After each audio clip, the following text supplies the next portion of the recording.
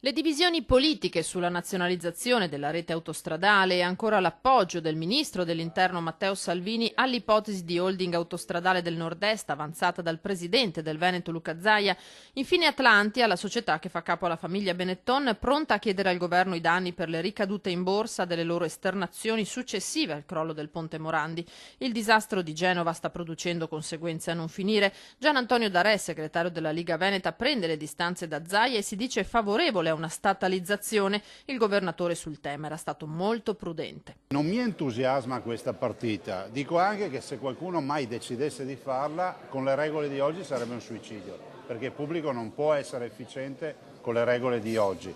Se si pensa di nazionalizzare sul serio bisogna cambiare le regole, perché con le regole di oggi è più efficiente il privato del pubblico. Zaia incassa invece da Salvini l'appoggio dell'idea di creare una holding autostradale del Nord-Est rilanciata a più riprese dal governatore.